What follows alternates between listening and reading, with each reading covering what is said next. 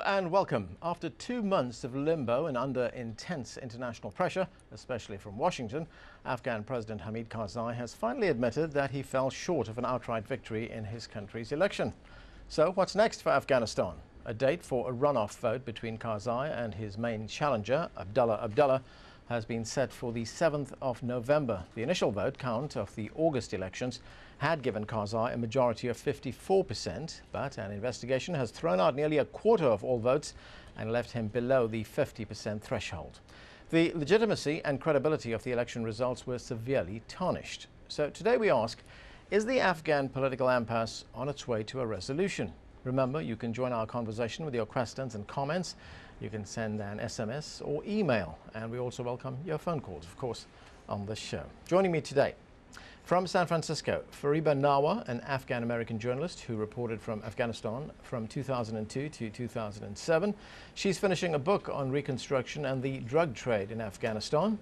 From Charlottesville, Virginia, Dr. Shah Mahmood Hanifi, an associate professor of history at James Madison University. He's the author of Connecting Histories in Afghanistan, Market Relations and State Formation on a Colonial Frontier. And with me here in Washington is Christine Fair, who was an observer during the Afghan elections. She has served as a political officer to the UN Assistance Mission to Afghanistan in Kabul and currently is a senior political scientist with the RAND Corporation. She's the author of Cuisines of the Axis of Evil and Other Irritating States, a dinner party approach to international relations. You're laughing, Christine. You didn't know we had that. No, I'm utterly shocked, and I'm sure the RAND Corporation will also be shocked. Okay, well, let's start with you. As I just mentioned, this runoff election, you'll get over it. I will indeed.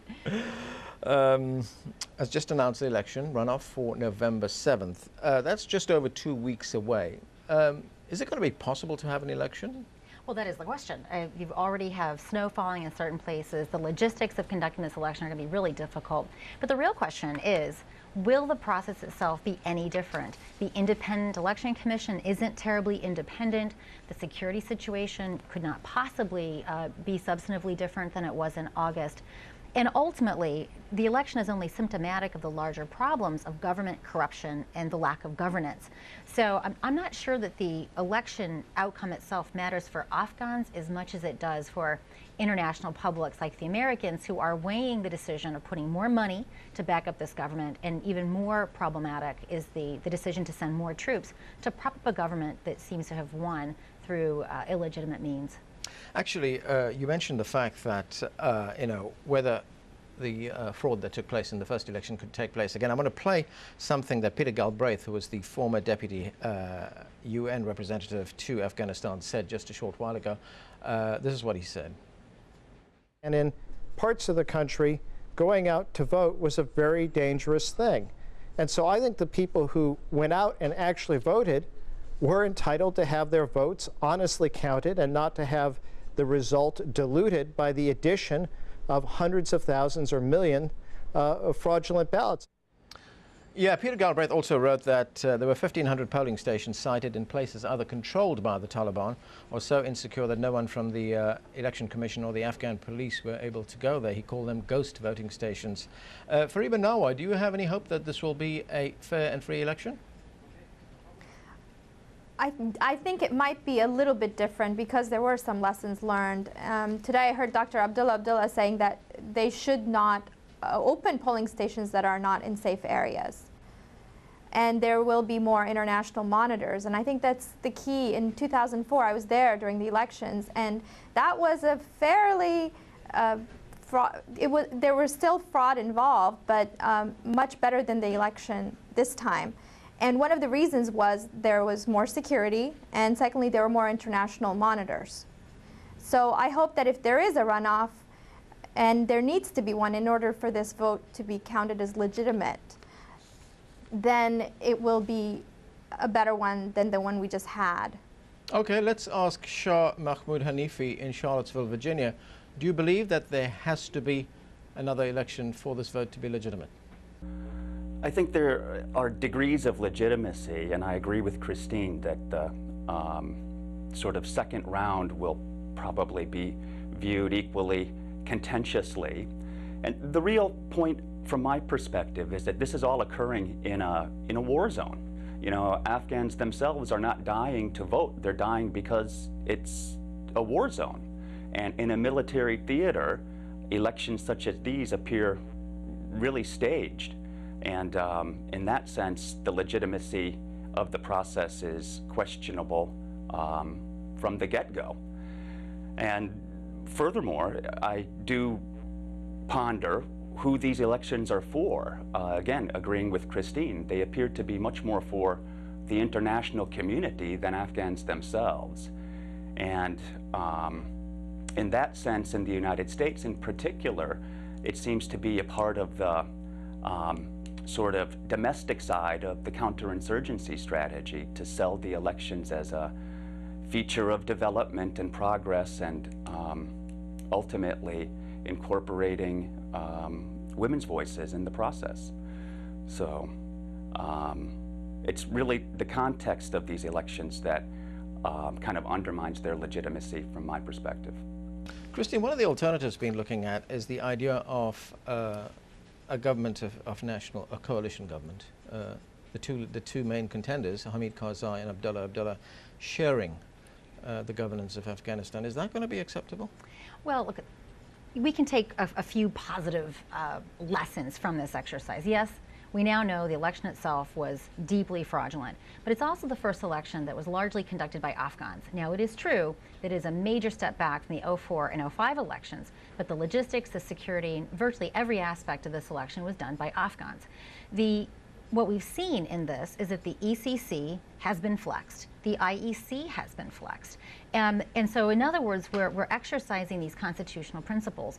And that was one of my concerns about cobbling together some extra constitutional arrangement of some sort of power sharing agreement, which is really extra constitutional. And so I was actually very heartened to see that, in fact, we're going to continue along a constitutional process.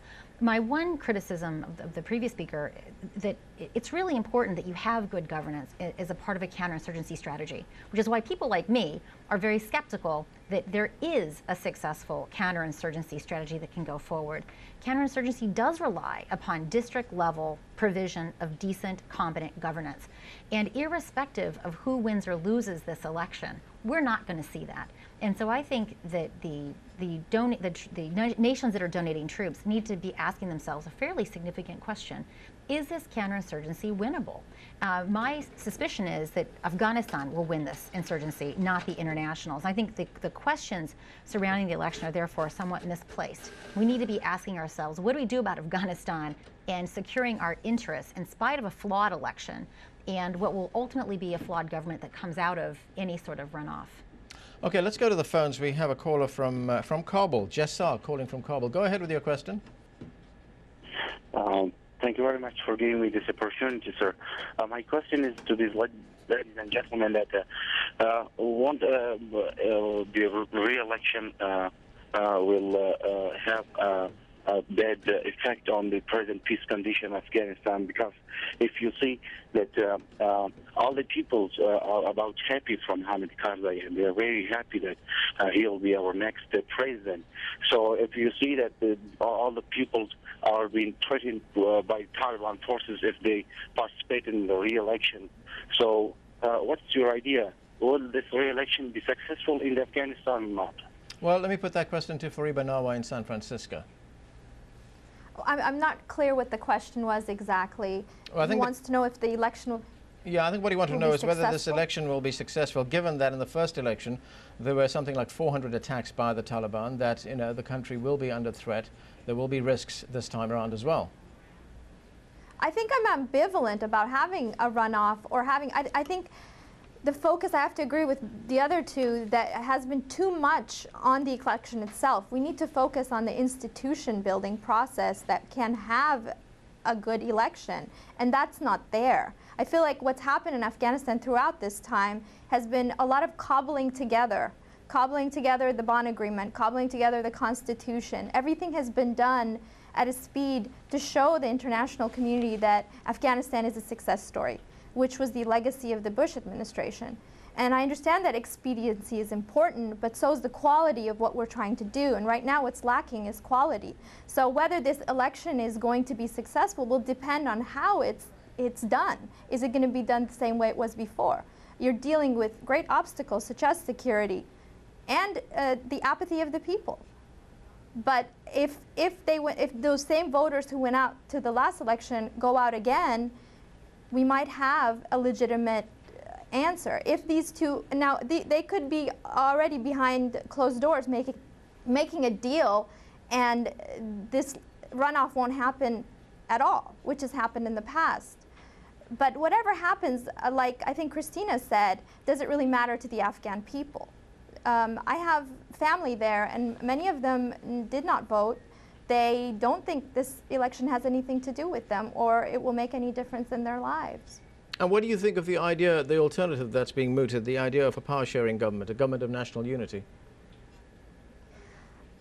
I'd like to see who's in it and how, if it's the same people with the same ideas, we're going to have the same problems. What we need is a strong leader who has the will and the guts to make tough decisions in Afghanistan and stand up to the insurgents. Okay, well, we have lots more to talk about. We're going to take a short break right now. More of our discussion in a moment. We'll be right back.